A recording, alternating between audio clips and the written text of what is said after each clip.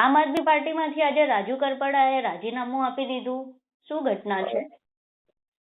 એમણે social media ઉપર પોતાનું રાજીનામું મૂક્યું છે. અમારી કોઈની સાથે વાત થઈ નથી.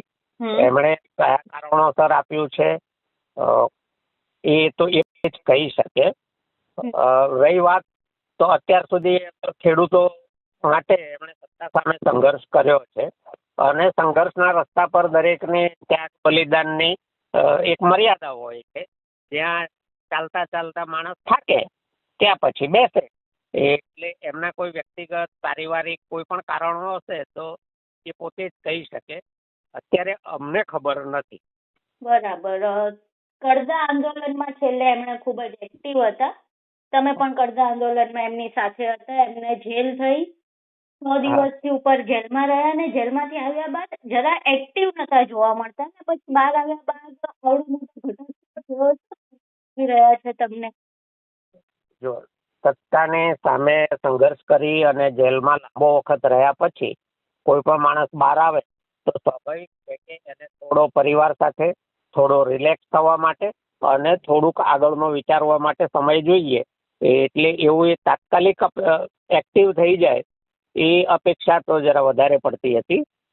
પણ એવી કોઈ પાર્ટીએ પણ એમને દબાણ નહોતું કર્યું કે તમે આમ કરો તેમ કરો, સક્રિય થઈ જાઓ.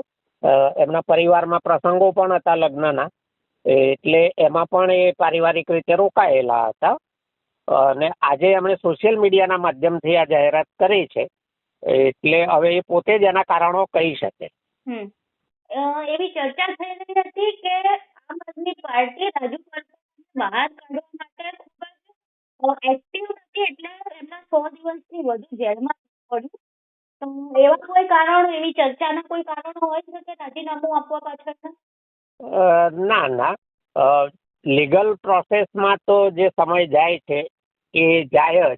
કોઈ પણ હોય, મારા ઉપર કે કોઈ એક્સ વાય વ્યક્તિ ઉપર ફરિયાદ દાખલ થાય તો પછી એનો જે પ્રોસિજર છે કોર્ટ વગેરેનો એ ન્યાયની પ્રક્રિયામાંથી પસાર થવું પડે. અને એ પ્રક્રિયામાં જે સમય ગયો એ એમાં કોઈ ફેરફાર કરી શકે એમ નહોતું. એ કાયદાની પ્રક્રિયા હતી અને એ પ્રક્રિયામાંથી પાર્ટી બરાબર એમની સાથે ઊભી રહી છે, મહેનત કરી છે, સારામાં સારા વકીલો હાજર રાખ્યા છે અને એ બધું જ કામ પાર્ટીએ કર્યું છે. એટલે એ બાબતે એમને કોઈ મનદુખ હોય એવું માનવાને કારણ નથી. થોડા સમય પહેલા કરશન બાપુએ રાજીનામું આપ્યું ને કોંગ્રેસમાં જોડાયા. શું લાગે છે રાજુ કરપડા કોઈ બીજી પાર્ટીમાં તરત હાથ પકડે એવું છે કે પછી? હવે એનો જવાબ તો રાજુભાઈ કરપડા જ આપી શકે. અમે કોઈ પણ એટલે ત્રીજી કોઈ પણ વ્યક્તિ કે તો એ ધારણાઓ જ હોય અને ખોટી સમયે કોઈ પણ ધારણાઓ બાંધવી વ્યાજબી નથી. એ પોતે જ એનો જવાબ સમયની સાથે આપશે. એવી ચર્ચા થઈ રહી છે કે આમ આદમી પાર્ટીમાં આંતરિક ડખાઓ ચાલી રહ્યા છે, એના કારણે નેતાઓ રાજીનામા આપે છે. એ વાતમાં કેટલી હકીકત?